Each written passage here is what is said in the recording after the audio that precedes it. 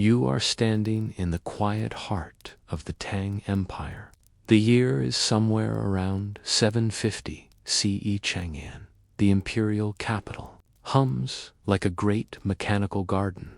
Markets open before dawn, scholars debate beneath painted eaves, and caravans from far beyond the desert spill spices and stories into the air.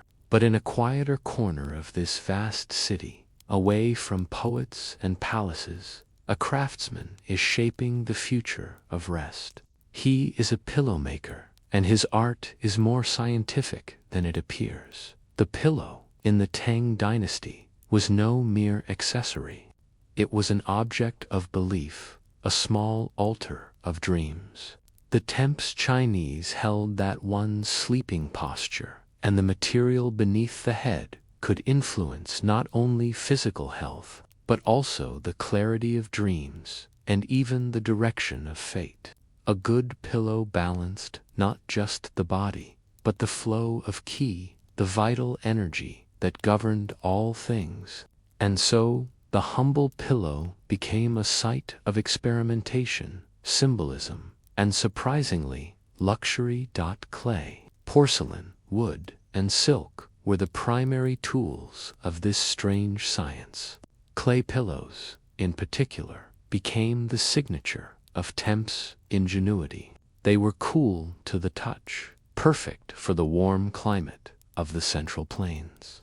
Archaeologists have found hundreds of these in tombs shaped like half-moons, rectangles, or small reclining slopes. Their surfaces painted with lotuses, mandarin ducks, or verses in elegant calligraphy. Some were molded to cradle the neck.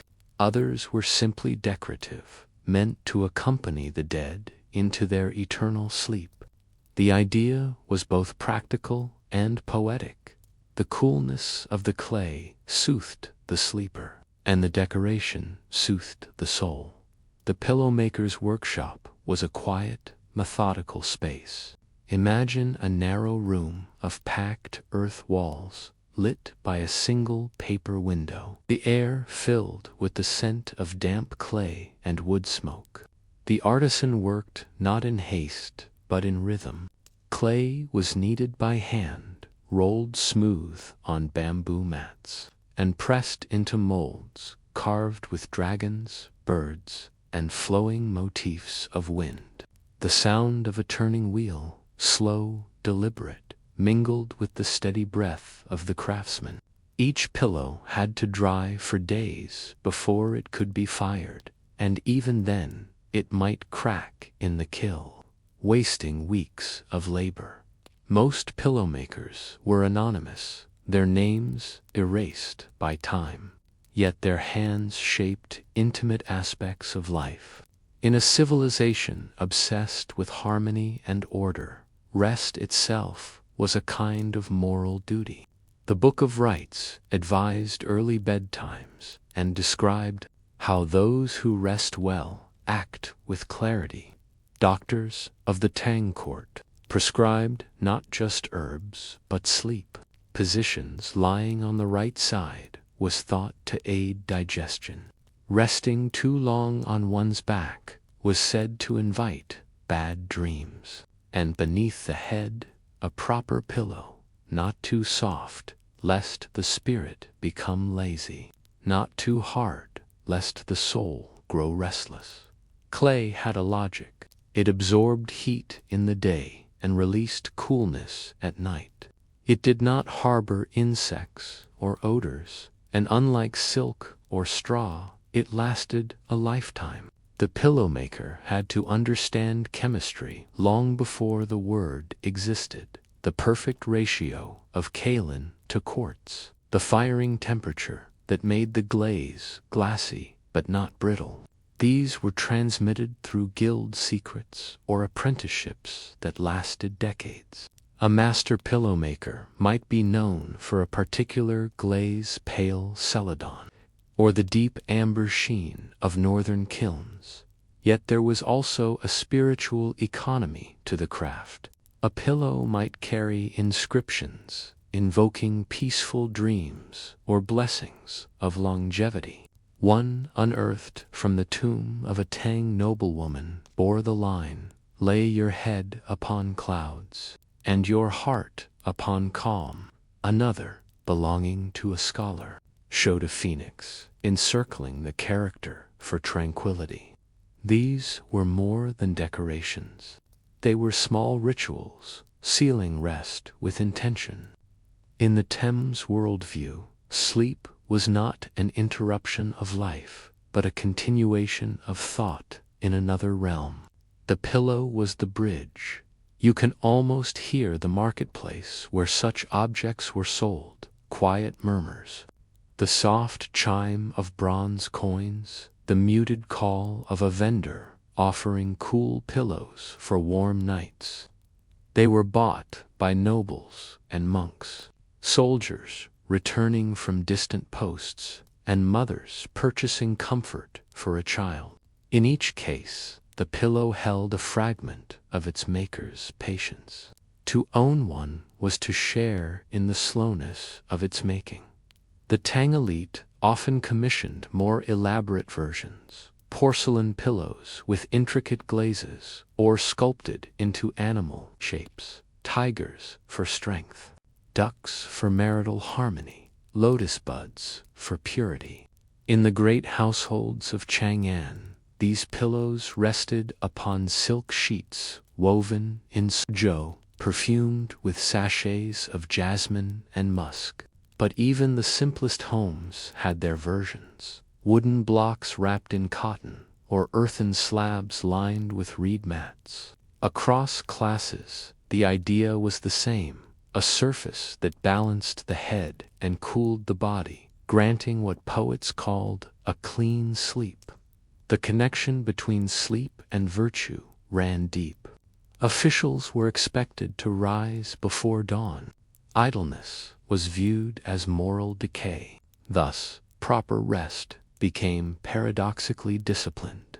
A Tang scholar might record his dreams as part of self-cultivation, interpreting symbols to gauge his moral progress. Some believed that a calm pillow could anchor the mind, preventing wandering thoughts during sleep.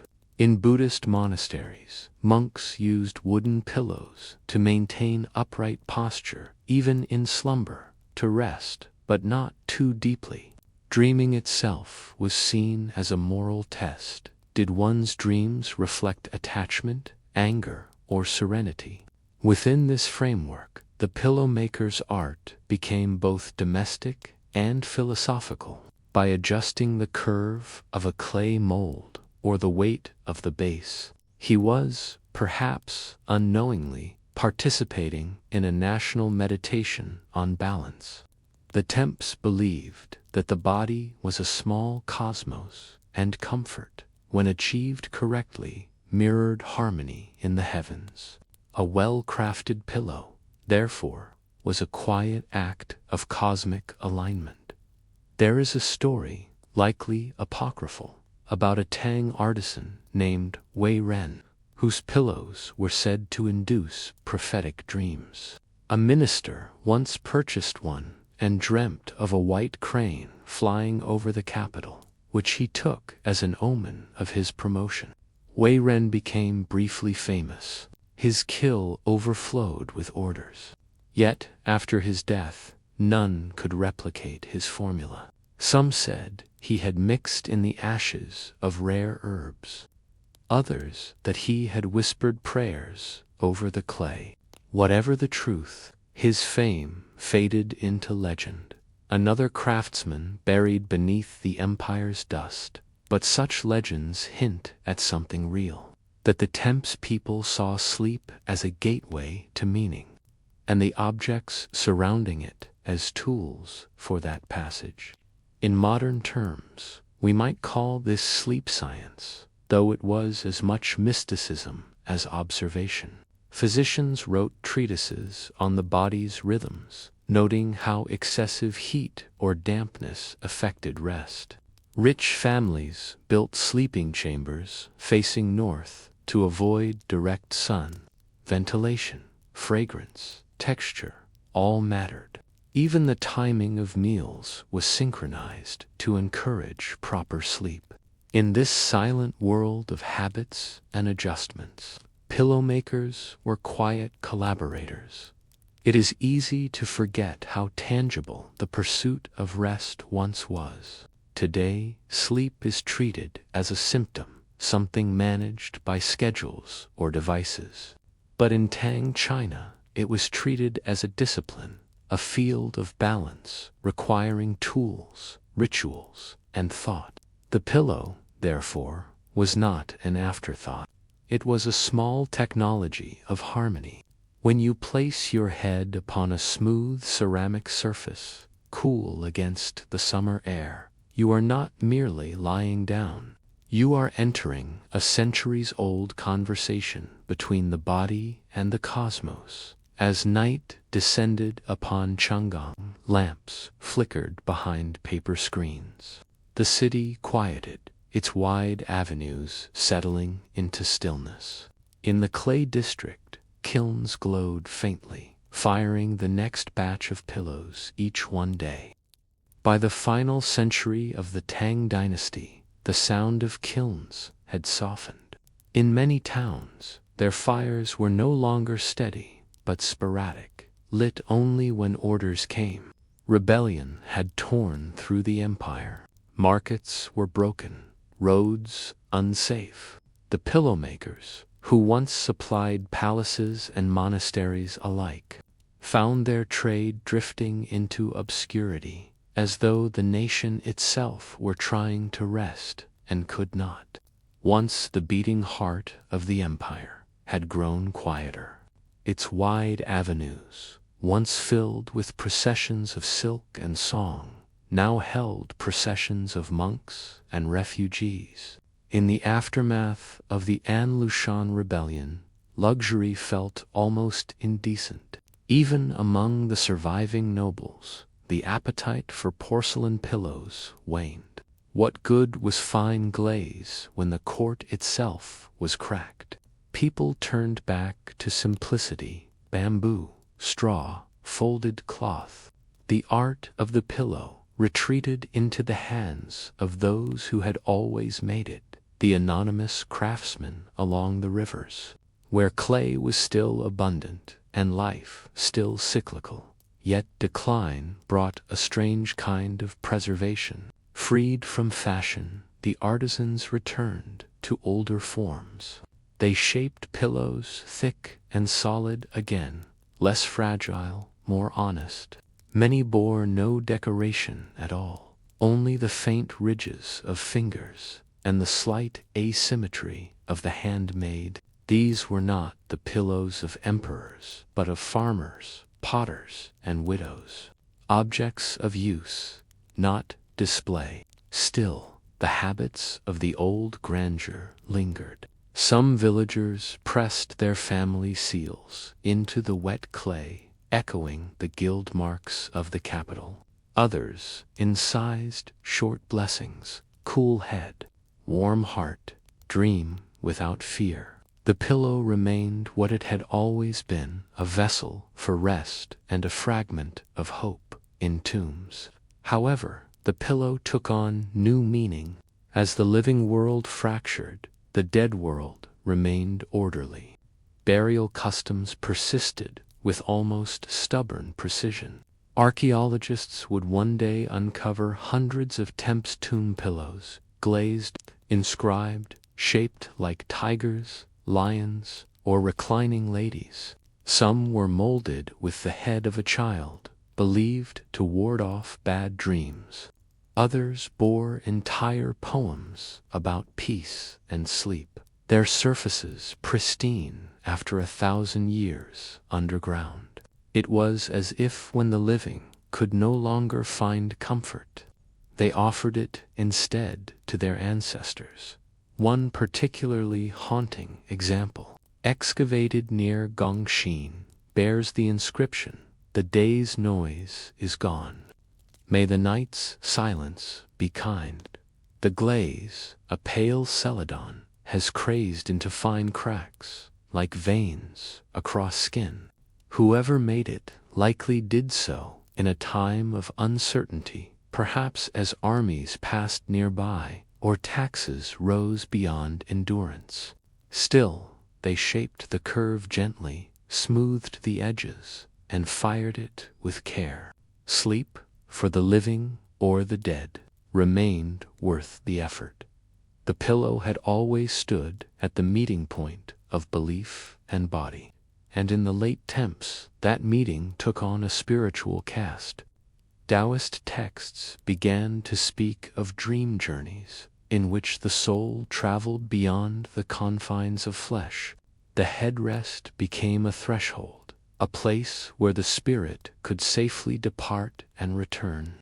Some Taoist adepts designed special immortal pillows, carved from jade or polished stone, believed to anchor the spirit during meditation or sleep. The finest of these were cold to the touch, almost uncomfortably so, yet revered for their purity. In this view, to rest well was not merely to recover, but to align oneself with cosmic stillness. Meanwhile, Buddhist artisans brought their own sensibility to the craft. Monasteries along the Silk Road began to carve stone pillows as offerings, their surfaces etched with sutras. To lay one's head upon scripture was to symbolically rest on wisdom. In the grottos of Dunhuang, paintings show sleeping Buddhas reclining on raised supports, serene amid clouds and lotus blooms. The humble pillow, that small domestic thing, had become a link between daily fatigue and eternal release. Back in the villages, life continued in modest rhythm. Pillow makers fired their kilns with scrap wood, glazing less often, selling more cheaply. Their children sometimes left to join the militias or monasteries, carrying with them the memory of clay, dust, and kill smoke. Few could have guessed that centuries later their work would lie in museums, admired for its elegant restraint. For them, there was no art, only the daily making of rest. And yet, as empires dissolve, small things endure. A pillow made for sleep is still a map of touch, the curve for the neck, the hollows where fingers once pressed, the glaze that cooled the brow of someone now long gone. When held, these objects feel strangely alive. Their weight recalls the steady breath of those who shaped them, their silence, the measured patience of craft. History often celebrates the restless conquerors, poets, inventors, but the Tang pillow belongs to the still ones. Those who believed that balance began in quietness by the 10th century. The Tang Dynasty would inherit the remnants of this tradition and refine them anew. The kilns of Yaozhou and Ding would produce pillows so thinly glazed they seemed to glow, their inscriptions quoting Tang poetry about sleep. Scholars wrote essays on correct rest. Merchants sold summer pillows by the river, and physicians continued to recommend cool porcelain for fevers of the mind. The science of rest did not die. It simply changed its form, as sleep always does, cycling through depth and dream, forgetting and remembering. If one listens closely to a Tang pillow today, displayed behind glass, it almost hums. The air trapped inside its hollow body vibrates faintly when touched, like a soft echo of breath. That resonance is centuries old, the sound of heat meeting earth, of labor meeting quiet. It reminds us that the pursuit of comfort, however humble, has always been an act of continuity. Empires fall, cities fade, but the human wish to rest, to lay the head down and let go of thought, remains constant in the end. The story of the Tang pillow is not about sleep alone. It is about the endurance of small intentions. The artisans who molded clay into comfort may have lived unseen, their names unrecorded, their workshops long reduced to dust. Yet, through their patience, they shaped a philosophy that rest is not idleness, but harmony, not escape, but return.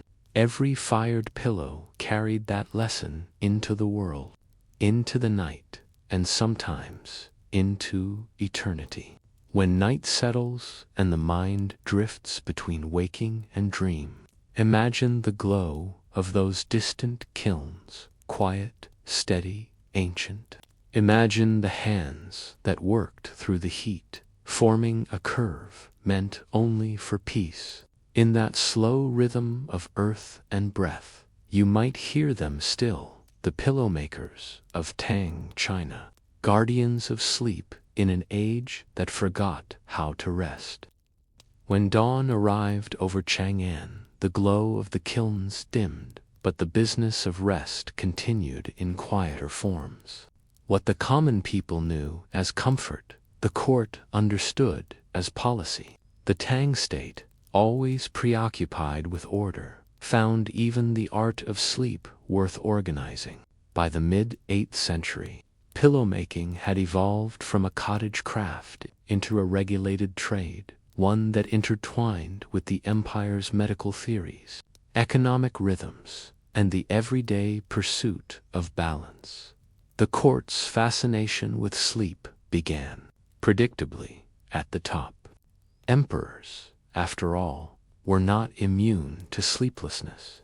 The annals record that Emperor Xuanzong, in his later years, struggled with heat of the heart, a restlessness that left him pacing the gardens by moonlight. His physicians prescribed infusions of chrysanthemum and jade water, but also a change in sleeping arrangement. The imperial workshops were instructed to design a new kind of pillow, one that could soothe the pulse and cool the liver fire. The result was a remarkable hybrid, a porcelain pillow, hollow inside and filled with perfumed air through small vents, lined with silk on its upper curve. Xuanzong slept better, at least for a while. The design quickly spread through the aristocracy. This was how innovation often began in the Thames world. Necessity at the top, imitation below. Workshops near the western markets of Chang'an began to specialize in these vented pillows, experimenting with shapes and perforations that allowed circulation of air. Others added herbal infusions, dried mint leaves or powdered sandalwood pressed into the clay before firing, their faint scent releasing slowly with body warmth. A new profession emerged, Yao Zuanzhang, the medicine pillow maker. The medicalization of the pillow was no small matter. Tang physicians believed that the head was the palace of clear spirit, and that heat, dampness, or stagnant qi in the head could cause confusion, insomnia, or disturbing dreams. A well-designed pillow could realign the body's inner climate. Some were crafted with small compartments to hold herbs like chrysanthemum, borneol, or cassia bark, thought to brighten the eyes and calm the heart. It was an early, tactile form of sleep therapy, not through medicine swallowed, but through rest made fragrant in the imperial city. Pillow making soon came under partial guild control. The zuopu, or left office of artisans, registered ceramic workers, ensuring taxes and quality. Each artisan had to stamp his kill mark beneath the glaze, a modest flourish of identity in an anonymous craft. Regulations specified clay purity, thickness, and even the allowed motifs. Lotus, peony, and auspicious animals were encouraged. Foreign symbols were discouraged, unless commissioned privately. The market for luxury sleep had grown too large to leave unattended, but the world of rest extended beyond luxury. pillow makers served monasteries, military garrisons, and remote inns along the Silk Road. In monasteries, sleep was viewed as both a weakness and a necessity.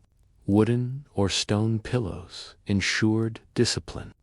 In garrisons, soldiers favored compact, durable clay blocks that could be cooled in rivers before use. For travelers crossing the Taklamakan, portable leather pillows were stuffed with sand, doubling as headrests and weights to anchor tents against desert wind. The science of rest adapted to circumstance. The Silk Road itself played an invisible hand in this evolution. Traders brought with them not just goods, but ideas of sleep.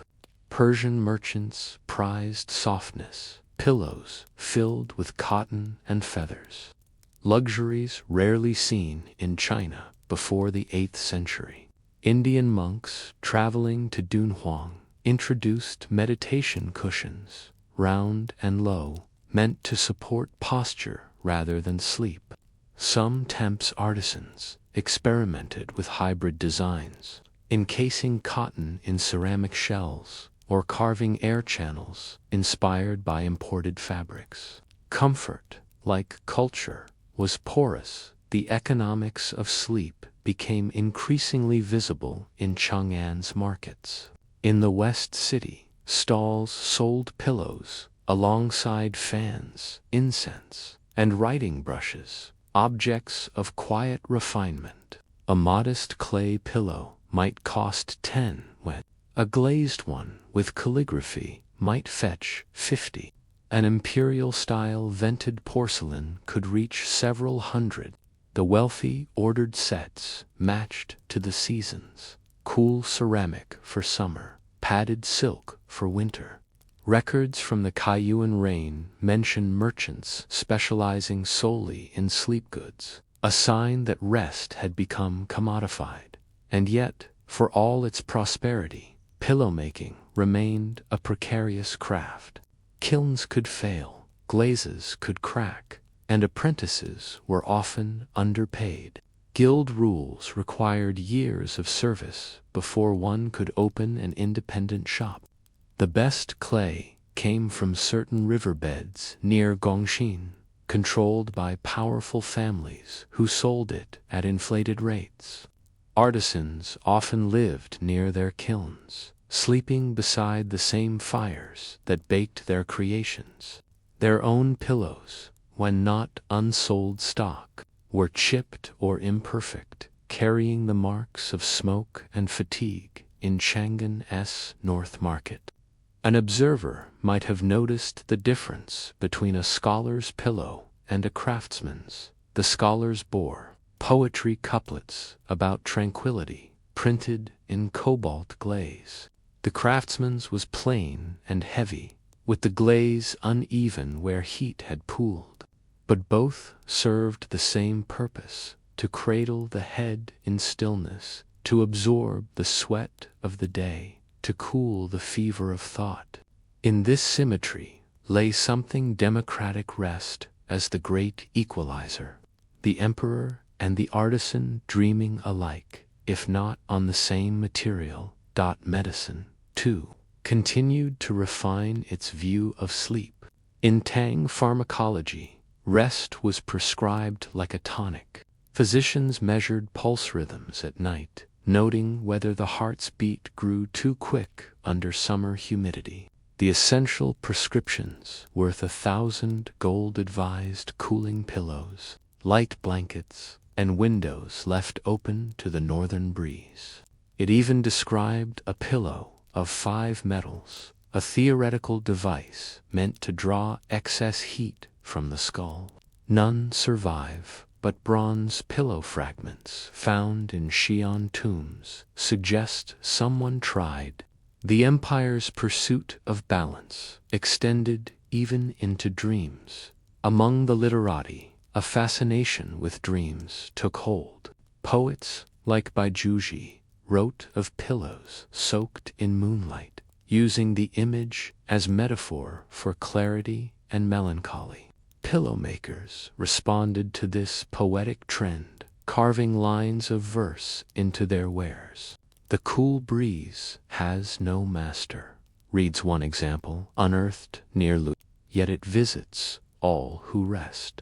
These objects turned from pure utility to conversation pieces, the resting mind surrounded by art. By the late Tang period, pillow production centers expanded southward, where the humid air made clay less practical. There, silk and bamboo pillows gained favor. Pillow guilds shared techniques through itinerant craftsmen who traveled from kill to kill, spreading glaze recipes and firing secrets. Some carried small wooden molds, carved with signature motifs, a portable archive of their style. The Tang world was mobile, and with it, the art of rest spread across provinces and borders. But every innovation carried loss. As porcelain grew prized, older clay traditions faded. The heavy, earth-toned pillows of the early Tang gave way to thin, gleaming surfaces meant more for display than use. Wealth began to favor delicacy over durability.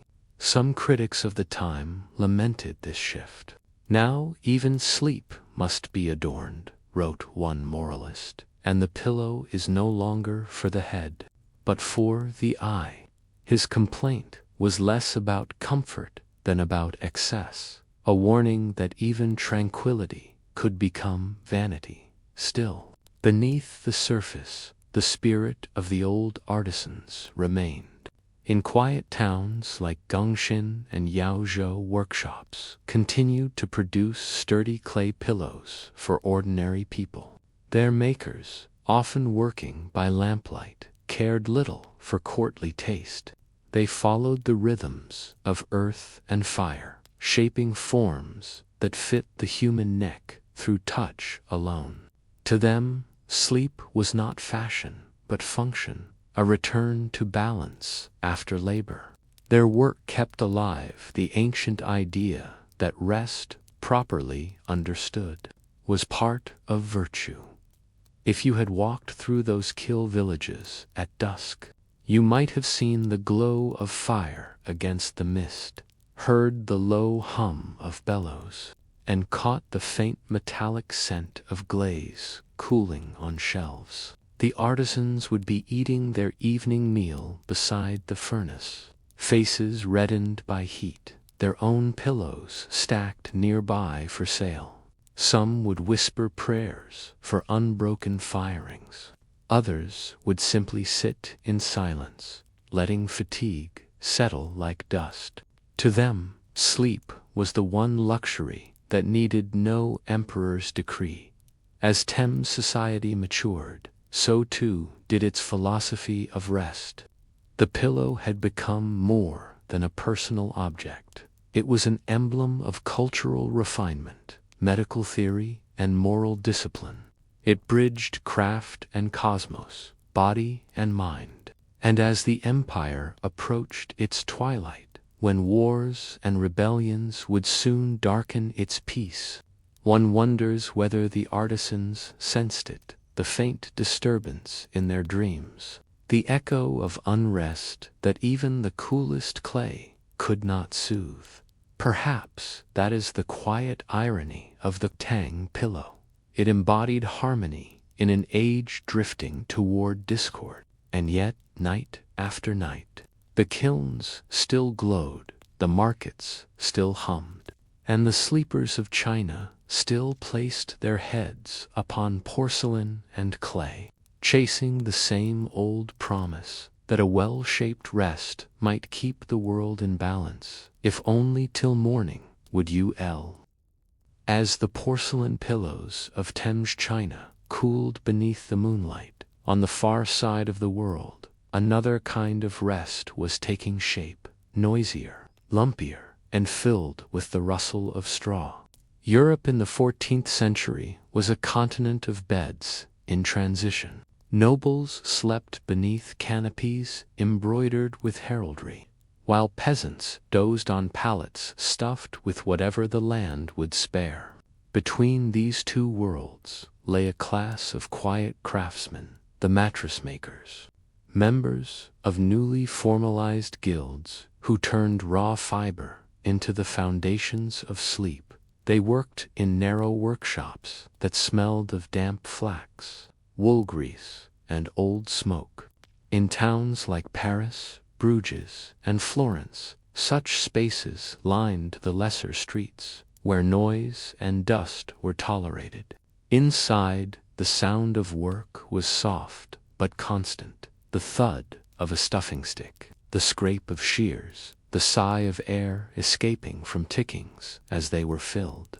The word mattress itself came from the Arabic matra, meaning a place where one throws down cushions. Crusaders returning from the East had brought back not only silks and spices, but the idea of sleeping above the ground on padded cloth. It was a modest revolution, to elevate the body, to soften the night, to distinguish rest from mere exhaustion.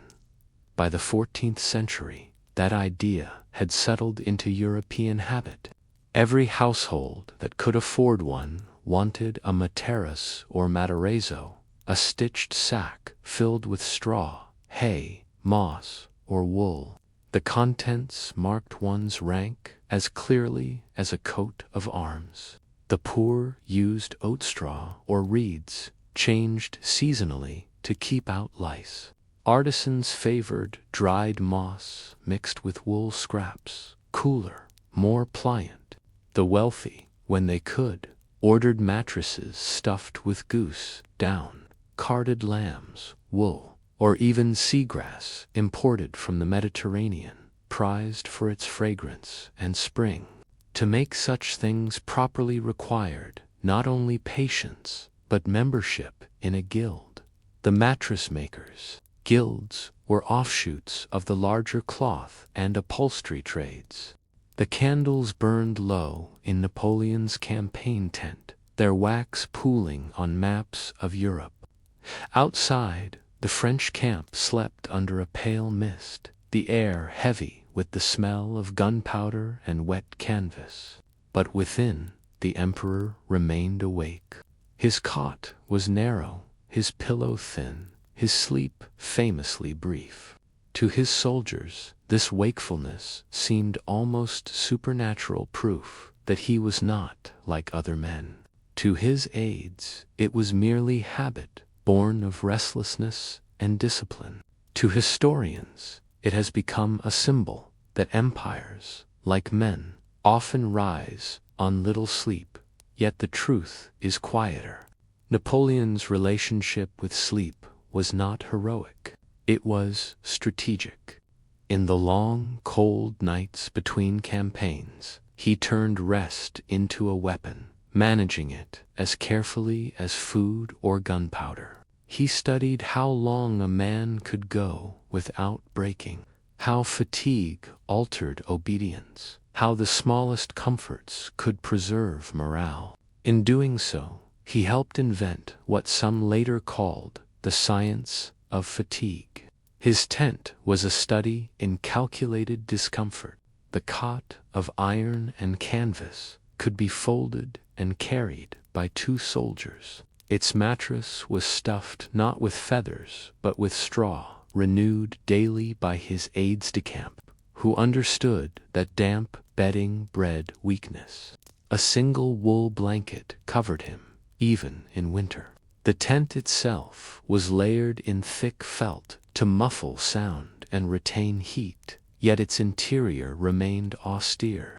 On the table lay a traveling clock, a field lamp, and a few folded reports.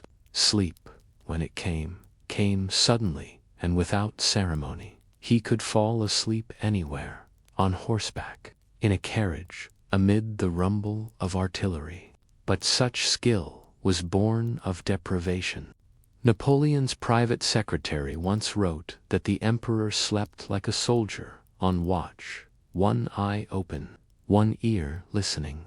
He would sleep for 2 hours, rise to read dispatches, sleep again for one. His body adapted, but his mind seldom rested.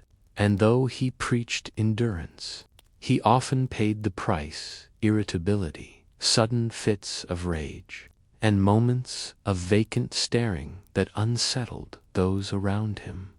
What fascinated his contemporaries was not just his insomnia, but how it shaped the rhythm of command. Soldiers learned to expect orders at impossible hours. Generals were woken before dawn, their tents filling with candlelight and the smell of sealing wax. Napoleon's sleeplessness became contagious.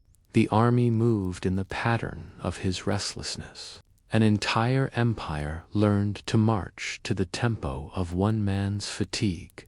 But even Napoleon, that monument of will, understood that an army cannot march forever without sleep.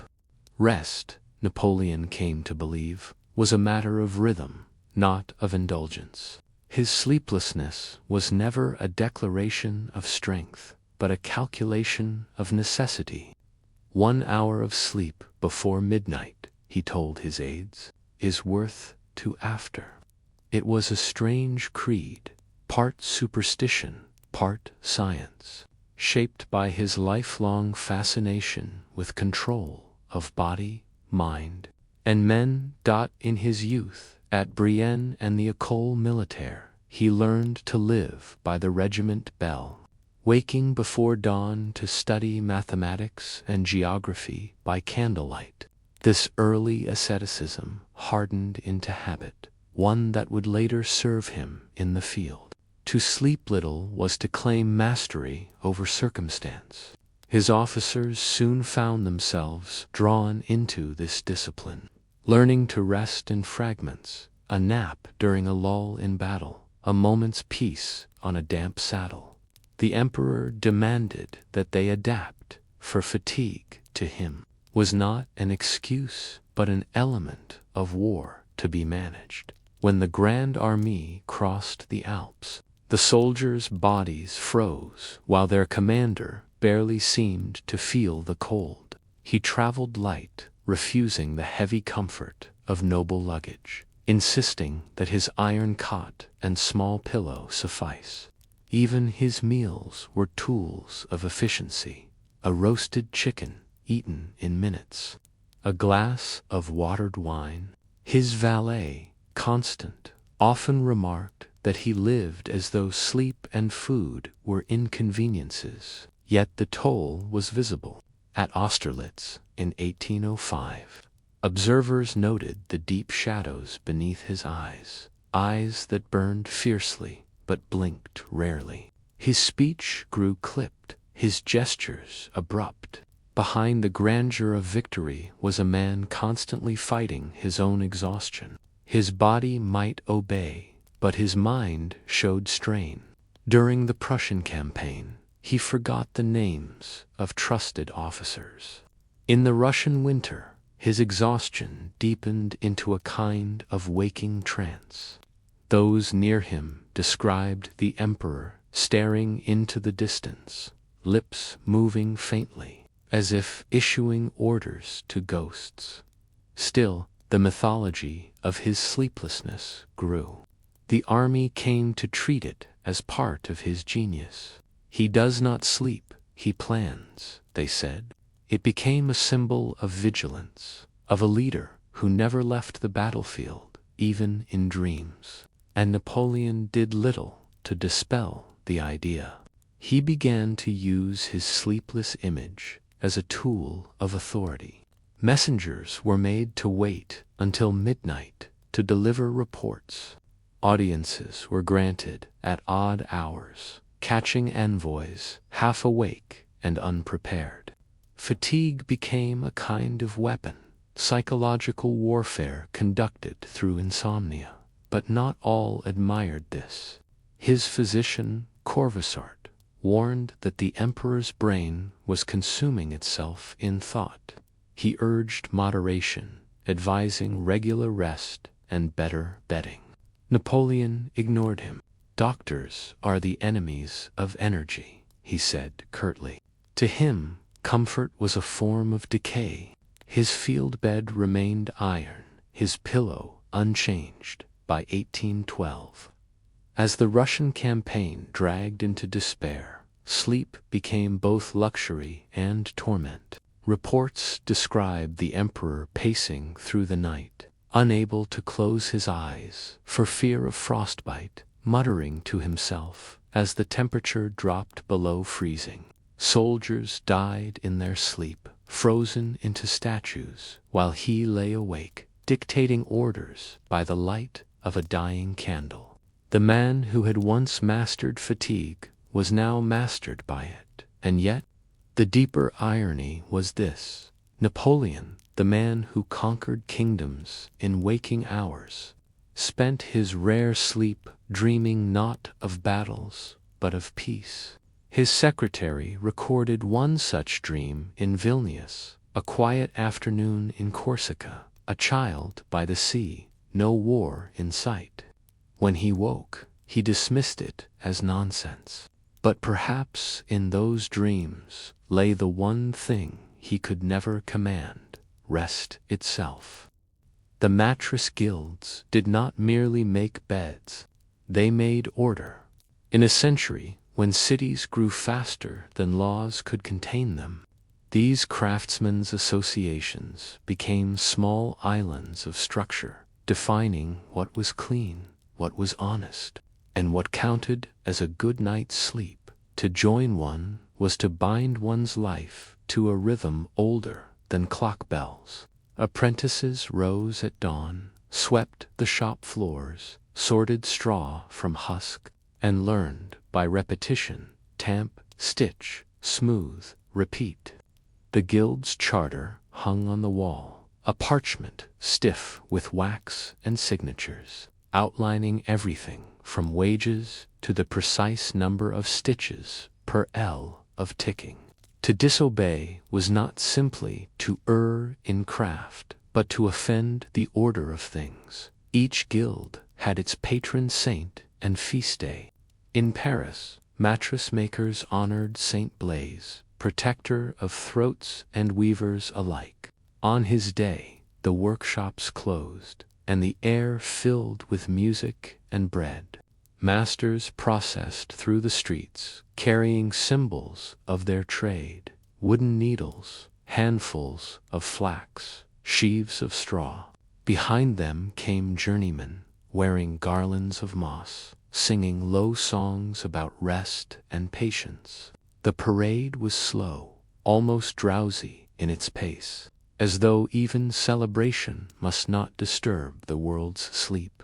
In daily work, rules governed everything unseen. Straw was to be replaced every 6 months, moss every year, wool every 2. Each bale had to be dried in sun and turned thrice to prevent mildew. Ticks, the sturdy fabric shells, were to be made of hemp or heavy linen, never dyed, for color concealed dirt.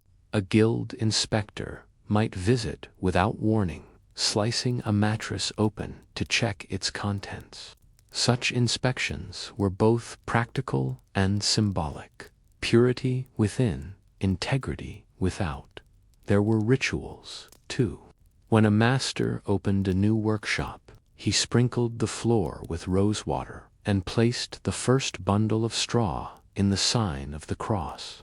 Before stitching the last seam, he whispered a blessing, not superstition, but a hope that the bed would bring calm to its future owner. The guilds kept ledgers of such customs, half counting. Sleep was treated as sacred labor. Still, rivalry thrived among craftsmen. Mattress makers competed quietly with upholsterers, who claimed the finer fabrics and noble clients. Tailors mocked them as stuffers of dust, while coopers and joiners boasted of their sturdier work. Yet, when a noble's bed collapsed, or a merchant's mattress sprouted mold, it was the guild that people turned to. They were, after all, the guardians of comfort in an age that knew little of it. The guild hierarchy mirrored society itself. At the top stood the matters-jewers, sworn masters, who judged disputes and trained apprentices. Beneath them, journeymen traveled from town to town, seeking work and reputation. They carried letters of passage, folded testimonials sealed with wax, declaring them true men of the craft. In taverns, they recognized one another by calloused fingertips and the faint scent of lanolin. They shared techniques over ale, how to blend straw and hair for firmness, how to pack wool against damp walls, how to cure moss with lavender. Secrets passed not in writing but by gesture and rhythm. In the same way, songs or prayers survive. For women, the trade offered narrow but vital opportunities. Many mattress makers' wives managed the business side, ordering materials, keeping accounts, even restuffing smaller beds. In plague years, when male labor faltered, women took over entire workshops, their names written into guild rolls with quiet pride. Some specialized in infant mattresses, small, tight, and filled with soft flax tow believed to protect newborns from night airs. Others tended to monasteries and convents, where silence and cleanliness mattered most. Hygiene was becoming a moral frontier. By the dawn of the 16th century, Europe was awakening to new rhythms of trade, of thought, of sleep itself. The mattress guilds, once the quiet custodians of nightly rest, began to feel the stirrings of change pressing against their stitched borders. The Renaissance had arrived, carrying with it both comfort and chaos. Beds were growing larger, higher, softer. Nobles spoke of sleeping as kings, commissioning vast four-posters filled with goose down and edged with silk valances. Carpentry and upholstery advanced faster than straw could keep pace. The humble mattress, once the pride of the guilds, was being overshadowed by what came to be called the bed proper, a structure of layered luxury. And with this shift, the old mattress makers found themselves out of step with the age they had once defined. Yet, within their workshops, tradition held stubbornly. Masters still demanded silence during the final stitching of a ticking, still insisted that each corner be tied with hemp cord and blessed with a whispered prayer. But younger journeymen, restless as the world outside, began to question these habits. Why not experiment with new fibers, imported from Flanders or Venice? Why cling to moss and straw when the world now spoke of feathers and cotton? The guild elders frowned, their fingers still thick with callus. Change, they believed, was an invitation to disorder. And disorder, in a trade devoted to rest, was almost sin. But the customers had already decided otherwise. The merchant class, expanding in number and taste, wanted softness and variety. In London, the mattress makers complained that their clients demanded beds too yielding for virtue. In Britain, a guild inspector wrote in despair that the youth prefer foreign wares, though they smell of ships and mildew. The marketplace, once bounded by guild law, was now being shaped by fashion and trade routes that obeyed no charter. Still, there was beauty in the stubbornness. In one surviving guild record from Lyon, a master writes that he continues to make beds for those who labor and rise early, not for those who linger. His pride was plain. To him, firmness was honesty. It taught the body humility. His apprentices worked by candlelight, tamping straw with wooden rods, their motions rhythmic and patient. The glow of the oil lamp caught the floating dust, turning it golden. In that light, the old faith that a bed was both work and worship seemed eternal. But beyond those small rooms, Europe was moving. Trade with the East had brought cotton. The Americas would soon bring new dyes, new woods, and new diseases. Feathers, once rare, now came by the mattress, once an object of patience and ritual, became a commodity, its making divided among cheaper laborers. By the 17th century, the guild's control had loosened. In France, royal decrees absorbed them into broader upholstery corporations. In England, where guilds had always been more fragile, mattress makers were soon just bedders, anonymous workers in crowded workshops, their craft swallowed by industry. The decline was not sudden, but it was steady, like the soft collapse of straw under weight. One by one, the guild halls closed.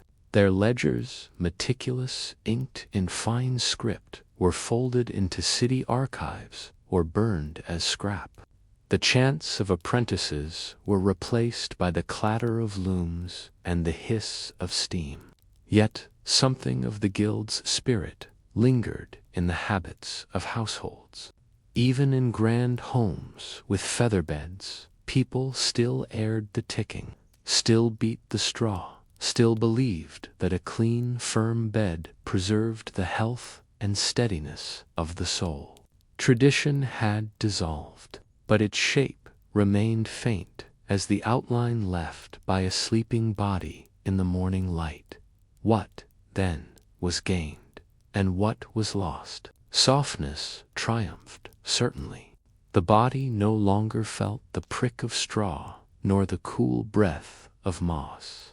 But with each new comfort came distance from the rhythms of making, from the touch of hand to fiber, from the prayer before rest. In a sense, the fall of the guilds mirrored the changing relationship between humans and sleep itself.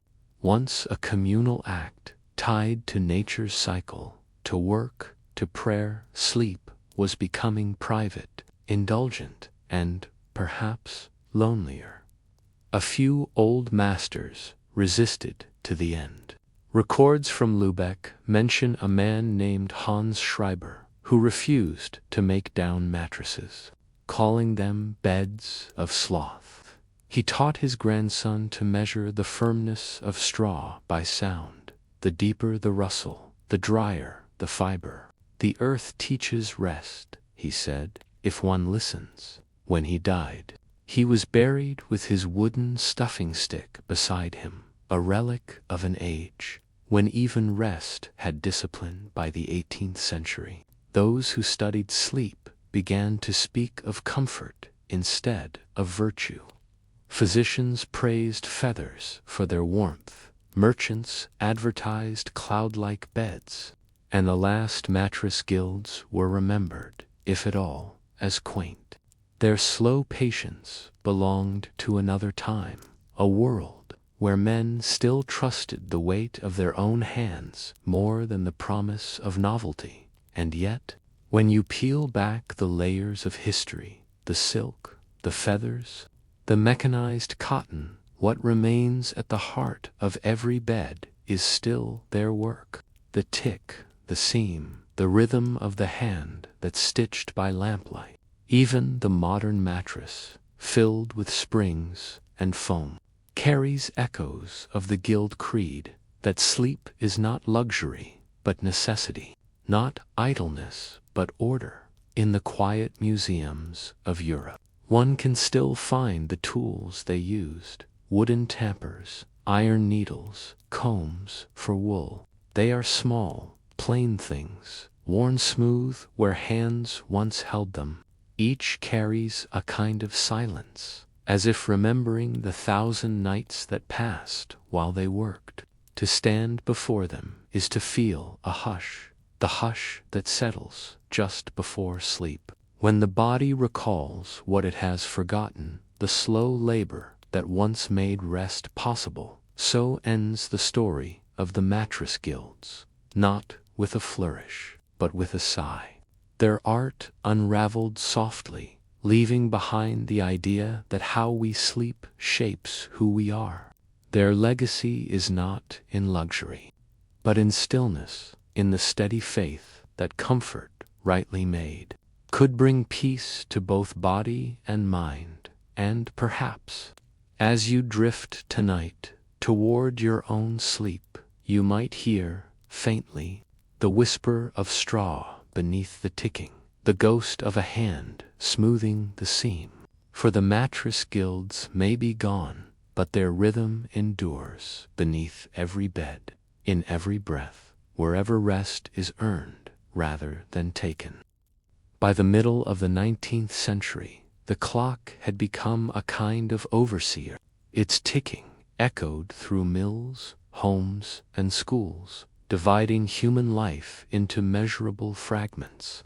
In Manchester's textile factories, it was said that a man could tell the time by the rhythm of the looms, the industrial heartbeat that dictated when to wake, when to eat, and when to collapse. Sleep was no longer a natural pause between days, but an interruption in productivity. Every moment spent in bed meant a moment not spent earning, spinning, or selling. Employers understood this with brutal precision. Factory schedules carved the day into 12-hour shifts, sometimes 14. In the new 24-hour economy, someone was always awake, and therefore, someone was always asleep when they shouldn't be. The human body began to protest. The era's medical records are filled with quiet tragedies, workers collapsing beside machines, apprentices developing chronic insomnia before the age of 15. One 1851 report from Lancashire described an entire district suffering from wasting fatigue, where rest itself seemed to no longer restore. The workers had become like the machines they served, still moving, still turning, long after the oil had run dry. The invention of gaslight intensified the problem. Where candlelight once marked an evening's natural end, gaslight promised endless continuation. Streets glowed late into the night, luring people from their beds. Taverns stayed open longer. Factories extended shifts. Even the domestic sphere changed. Families stayed up later, reading, sewing, or simply gazing out at the new brightness. It was progress, but also a slow theft of darkness. The social reformers of the age began to notice. In pamphlets and journals, they warned that the loss of the night was producing a generation of half-rested citizens. The poet and critic Thomas Carlyle wrote of souls made mechanical, lamenting how industry had robbed the worker even of his dreams. Yet few listened. The hum of progress drowned such warnings beneath the rattle of gears. Meanwhile, the wealthy were discovering a new luxury, the scientifically designed bed. Furniture makers began advertising orthopedic mattresses stuffed with horsehair, spring coils, or sea moss. Doctors prescribed bedding materials to match one's temperament, soft for the melancholic, firm for the sanguine. Sleep, once a common need, became a marketplace. Those who could afford rest now paid for it. Advertisements of the late 1800s are filled with promises. The hygienic bedstead, the anti-fatigue pillow, the rational rest cushion. Rest became an industry in itself, an ironic twin to the factories that caused exhaustion in the first place. Shops displayed luxury blankets beside the latest iron tools, as if comfort could somehow be purchased to counteract the demands of labor. Among the working poor, sleep adjusted itself to the edges of necessity. Some slept in shifts, others in lodging houses that rented beds by the hour. In one notorious London flophouse, Men could pay half a penny to sleep while sitting upright, leaning on ropes strung across the room. When morning came, the ropes were unhooked, and the sleepers tumbled to the floor, rested or not, ready to return to work. Writers of the period began to treat sleep as a social mirror. Charles Dickens described sleepless clerks wandering foggy streets, haunted by exhaustion. Elizabeth Gaskell's North and South painted the mill workers' fatigue as both tragedy and endurance. Even philosophers took note. Herbert Spencer wondered if the modern human would evolve a narrower capacity for repose. By 1880, scientists began to study fatigue as a measurable phenomenon. Dr. Angelo Mozzo in Italy built the first ergograph, a device that recorded muscle exhaustion. He found that rest did not simply restore the body, it recalibrated it.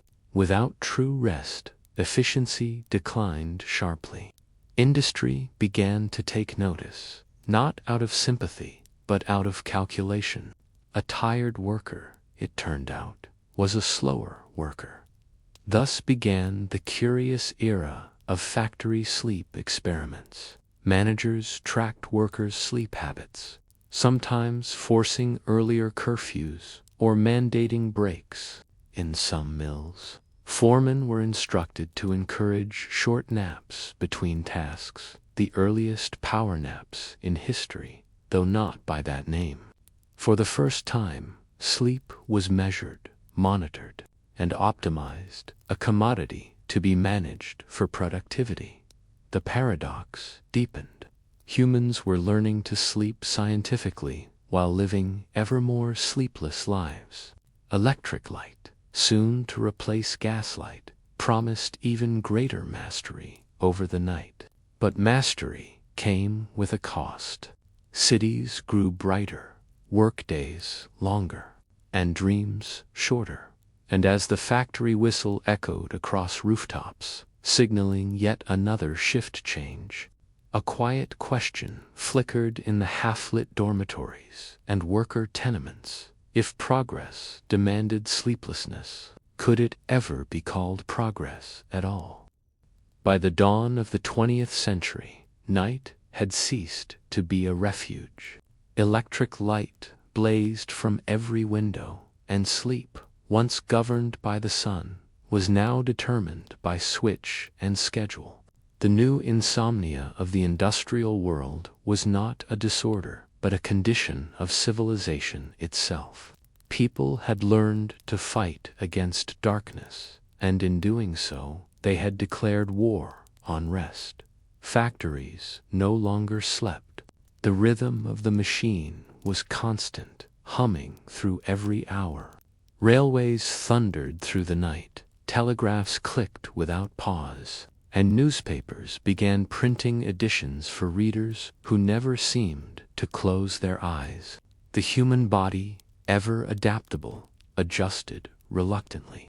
Doctors in London and Paris began documenting industrial insomnia, a form of exhaustion that refused to resolve even with long hours in bed.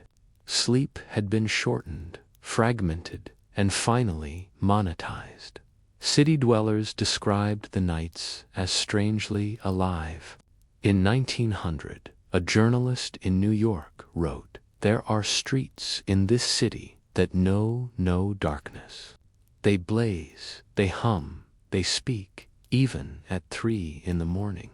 Electric signage and the steady glow of arc lamps turned night into a second day. Work, entertainment, and fatigue now shared the same hours. Factories, shipping companies, and hospitals ran on rotating shifts. The night shift, or graveyard turn, became a permanent part of modern life. Workers slept in the afternoon, curtains drawn, their bodies resisting the inversion. Sleep was now something wrestled from the day, not received from the night. Scientists, sensing the enormity of this change, began studying what sleep truly was. In 1903, French psychologist Henri Piron published early research on fatigue and brain rest, describing sleep as a biological necessity, not a moral choice. Around the same time, American industrialists were funding studies into worker efficiency. One study found that employees who slept less than 6 hours were more prone to accidents.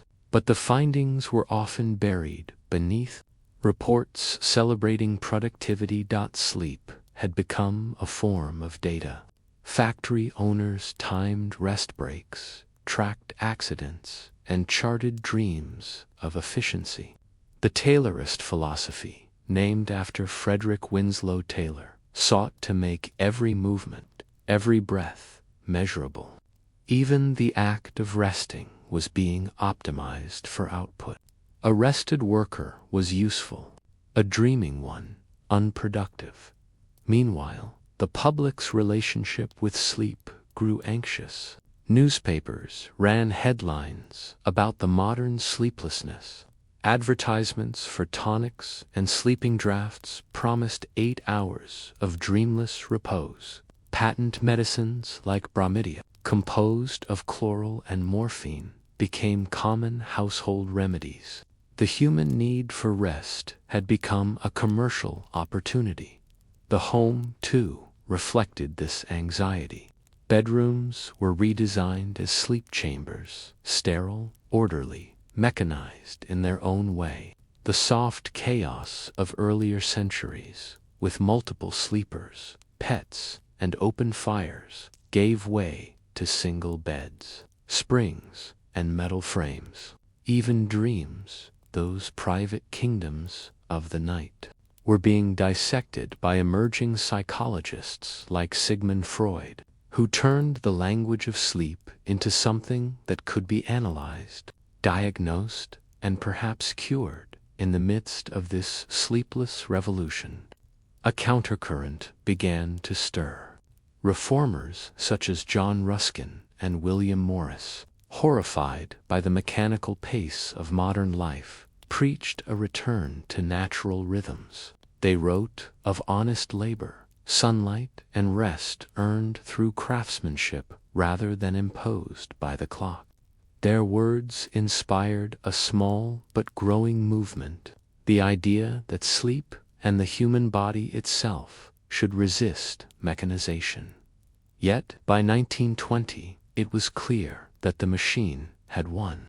Electricity had conquered the globe, and night was no longer something to be entered, but something to be managed. Hospitals used electric clocks to regulate medication. Offices glowed through the evening hours. Sleep became a private act in a public world, something practiced behind curtains, while the rest of society continued to move. The old two-phase sleep pattern, once universal, had almost vanished. People now sought unbroken rest, a single 8-hour stretch designed for industrial schedules rather than human instinct. And when they could not find it, they blamed themselves, not the world that had changed around them. The philosopher George Beard coined a term for this exhaustion, neurasthenia, a sickness of modern nerves. He called it the disease of progress. And indeed, insomnia soon became a mark of modern identity. The sleepless businessman, the artist awake until dawn, the night shift nurse, all became emblems of an age that could no longer stop moving. In the century that followed, sleep would become the rarest commodity of all. Corporations would study it, sell it, schedule it, even quantify it, but rarely protect it.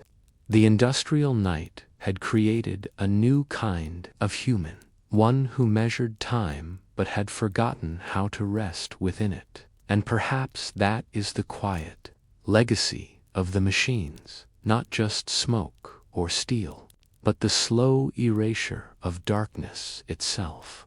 When night became bright, the world grew restless. and humanity, having finally conquered the shadows, discovered that it could no longer dream as it once did.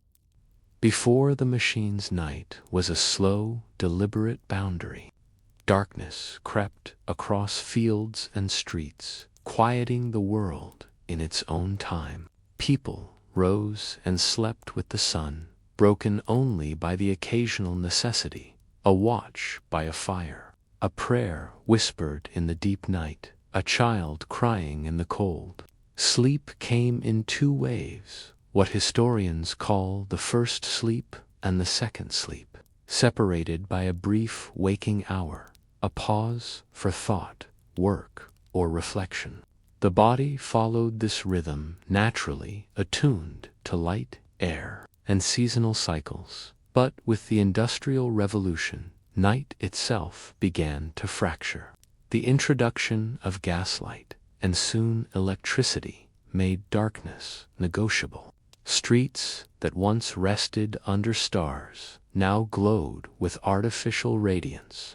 Shops stayed open later, taverns buzzed long after sunset, and factory whistles shattered the natural cadence of the hours. The human body, once a quiet instrument in tune with sun and moon, was being measured, disciplined, and forced into alignment with the mechanical world. In industrial cities like Manchester, Birmingham, and Glasgow, the hum of engines and the rattle of looms became a constant murmur, a lullaby of work rather than rest.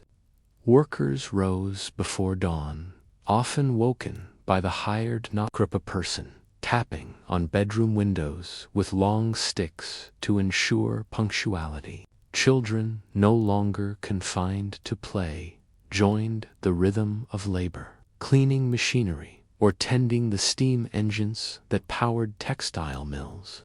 Families rose, ate quickly, and moved into streets still shrouded in mist. The very concept of sleep was being redefined by necessity, commerce, and the relentless beat of industry. The factories themselves were theaters of both marvel and fatigue. The looms operated day and night, their patterns set to the mechanical pulse of the steam engine. Workers' bodies adapted to these rhythms, sleeping in stolen fragments, a nap on a lunch break, a doze on a crowded tram, a half hour on a hard bench before the next shift. The body became a machine, trained to work, to endure, and to rest only when permitted. Medical observers of the time began noticing a new phenomenon, chronic exhaustion, that no mere night of sleep could remedy. They called it industrial fatigue. Gaslight transformed the home as well. Whereas candlelight once signaled the day's natural end, gas lamps promised limitless hours of illumination. Families lingered later in parlors, reading, sewing, or simply gazing into the glow. The distinction between day and night began to blur, and the mind, once calibrated to twilight, struggled to maintain its natural cycles. Poets and writers, including Samuel Taylor Coleridge and Thomas Hood, remarked on this growing restlessness, capturing in verse the disquiet of an age where darkness no longer offered refuge, even within the home. The disparity of sleep became clear. Wealthier households could afford quiet, insulated bedrooms, featherbeds, and curtains thick enough to block the encroaching light. Meanwhile, the urban poor crammed into tenements, sleeping on narrow straw mattresses, with the constant hum of factories and horse-drawn carts seeping through thin walls. Families often staggered sleep, each member taking turns in a single bed or napping in the shadows of the living room. Sleep became a rationed commodity, unevenly distributed across social lines. Doctors and reformers began to examine these effects, documenting the physical and psychological toll of truncated sleep. Medical journals carried reports of headaches, nervous tremors, digestive issues, and irritability. Children who worked long hours showed stunted growth and a lifelong vulnerability to illness. Workers who labored without adequate rest became slower, less attentive, and more accident-prone, a cycle that threatened both human welfare and industrial profit. The irony was not lost on observers. The very engines that promised efficiency were draining the energy of those who operated them simultaneously. The wealthy began to treat sleep as a purchasable good. Mattress makers, furniture craftsmen, and bedding specialists promoted products designed for efficiency and health. Spring coils, horsehair stuffing, and specialized pillows promised restorative rest. Advertised not for comfort alone, but for productivity and well-being. Sleep was becoming an industry in its own right, studied, measured, and optimized. Advertising emphasized the necessity of proper rest, even as the machines outside ensured that it remained a scarce resource. Across Europe and North America, the two-phase sleep pattern that had persisted for centuries began to vanish. Urban workers could no longer afford the luxury of waking in the middle of the night. They needed uninterrupted, if insufficient, slumber. The natural rhythm of dusk and dawn was subordinated to clocks and timetables, and human fatigue became a subject of economic interest. Sleep was no longer merely a personal or biological act. It was a variable in productivity calculations, a measurable component of industrial life. And so, by the mid-19th century, a new condition emerged: the modern mechanical insomnia. It was neither a disease nor a choice, but a product of human adaptation to the machine. City streets were bright, factories unceasing, and the rhythms of human rest increasingly fractured. Night was no longer shared. It was divided by work schedules, economic status, and the reach of artificial light. Dreams were pushed aside, compressed into the margins of a life now measured in hours, shifts, and deadlines. The question that lingered, unspoken but pressing, was this: if humans could no longer sleep according to the rhythms of nature, if night itself had been divided and measured, what would become of the body, the mind, and the very imagination that had once thrived in darkness? By the latter half of the 19th century, the machinery of industry no longer merely shaped landscapes or economies. It reshaped the human body itself. The relentless pulse of steam engines, textile looms, and railway whistles dictated when workers rose, ate, and collapsed. Sleep was no longer a naturally occurring reprieve. It had become a scarce, monitored commodity. Factories ran in shifts. In the bustling industrial districts of northern England, entire communities lived under rotating schedules. Men, women, and children were assigned hours that often defied natural light. A 12-hour day might be split, the first 6 in the morning and the second at night. Night shifts, the so-called graveyard turns, required vigilance, while the streets and workshops glowed under gaslight. Those who labored during these hours found themselves living against the body's instincts, their sleep condensed into brief, irregular windows. That the toll on health was immediately apparent. Medical journals reported rising rates of nervous exhaustion, headaches, digestive problems, and chronic fatigue.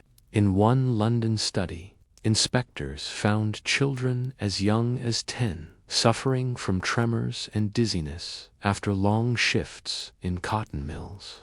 Adults collapsed at their workstations, their bodies too depleted to continue. Industrial fatigue was no longer metaphorical. It had become a measurable, widespread phenomenon. The invention and spread of gaslight intensified this effect. Where candlelight had signaled the natural end of the day, gaslight allowed for continuous activity. Streets, workshops, and homes glowed through the night. People lingered later in coffee houses, reading rooms, and shops. The lines between day and night blurred, and the natural circadian rhythm was disrupted. Philosophers and social commentators of the era noted this change with alarm. Samuel Smiles, in his essays on industry, called it the unending pressure of artificial life. Others, like the poet Thomas Hood, captured the tension in verse, remarking on a generation deprived of both night and its restorative pause for the middle and upper classes. This shift in the night brought new anxieties and new opportunities. Scientific study of rest emerged, often driven less by empathy and more by economic interest.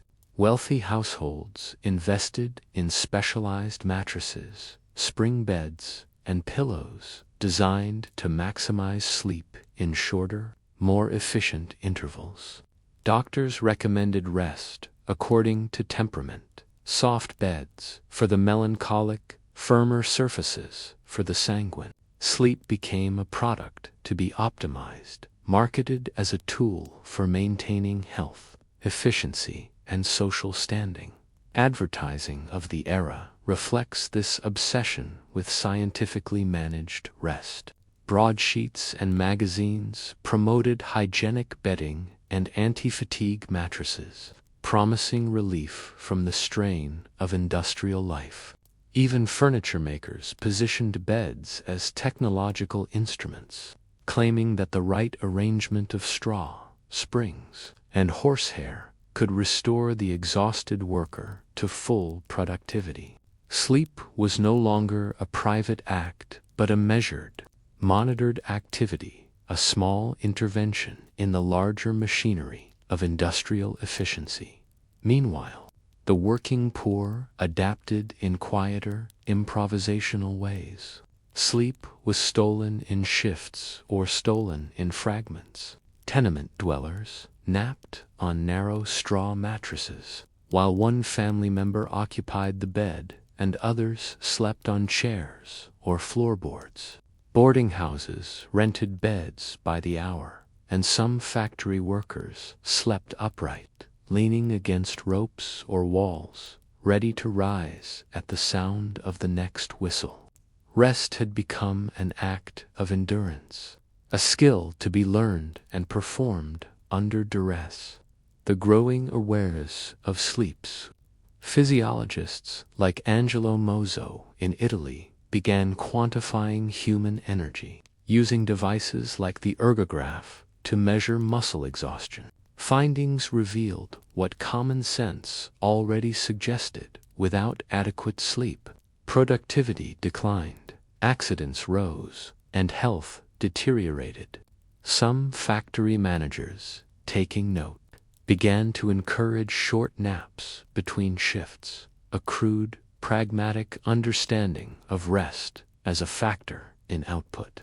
This marked the beginning of sleep as a regulated, utilitarian resource, monitored not for wellness alone, but for economic efficiency. The paradox of the industrial night became clear. Humans were learning to manage sleep scientifically, even as the world made restful, unbroken sleep increasingly difficult to achieve.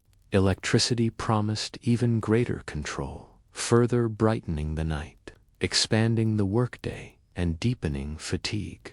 Leisure, once a natural interlude, now competed with the glare of gas and electric light.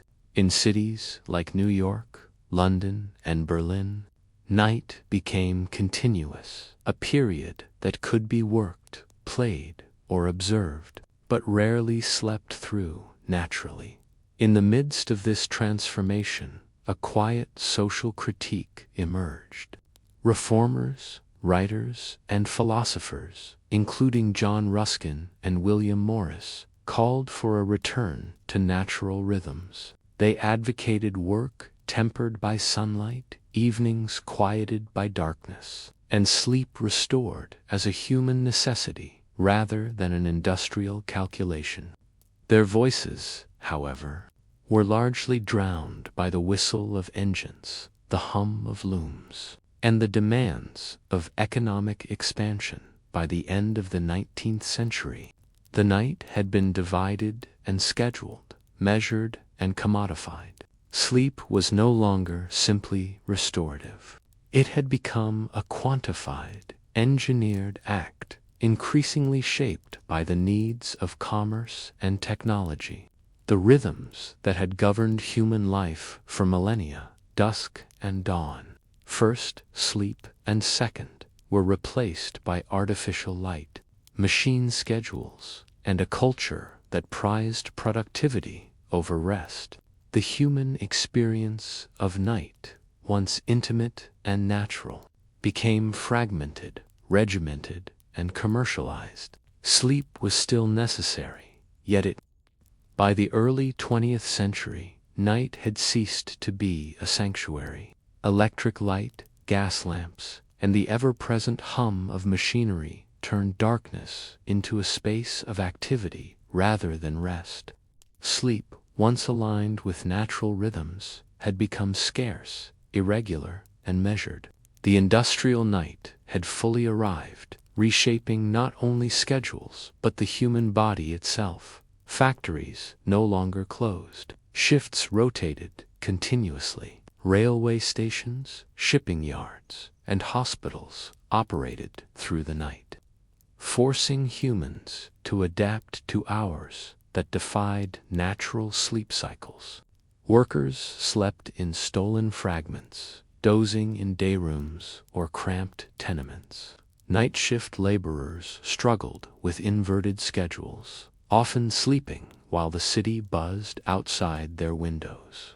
The circadian rhythms that had evolved over millennia were under siege, leaving bodies and minds fatigued in ways previous generations could not have imagined.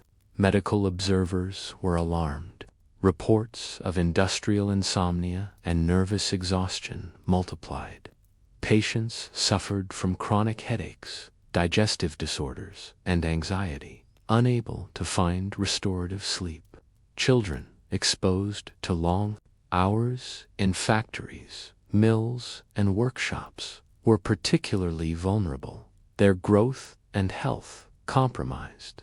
Adults faced similar consequences, with productivity waning despite relentless effort. The very engines that promised efficiency exacted a heavy toll. Meanwhile, the affluent turned to scientific management of sleep. Specialized mattresses, spring beds, and pillows promised the most restorative rest within the constraints of industrial life. Doctors prescribed sleep according to temperament and physical needs, while furniture makers and bedding manufacturers promoted these products as technological instruments. Sleep became a commodity, monitored and optimized not only for health, but for maintaining productivity and social status. The spread of electric lighting extended the day even further. Streets, offices, and homes glowed long after the sun had set, offering endless possibilities for work and leisure. Coffee houses and theaters stayed open into the early morning. The natural divide between day and night collapsed. Individuals struggled to reclaim rest within this continuous illumination, often turning to patent medicines, herbal remedies, or early sedatives to enforce sleep artificially. Social critics and reformers took note. Writers like John Ruskin and William Morris decried the unnatural schedules imposed by industry. They argued for work attuned to daylight and sleep preserved as a human right rather than an industrial calculation. Philosophers warned of the mental and moral consequences of the continuous night, lamenting the erosion of natural rest and the intrusion of mechanized time into every aspect of life. Yet their voices were drowned out by the ceaseless rhythm of progress. By 1920, the industrial night had created a new human condition. Sleep was fragmented, quantified, and commodified, while the pressures of the machine-driven world persisted unabated. The old two-phase sleep, once a universal pattern, had nearly vanished. Night had become a space of observation, labor, and activity, a landscape in which the human body struggled to reclaim its natural cycles. The paradox was stark. Humans had learned to measure and optimize rest, yet unbroken natural sleep had become increasingly rare.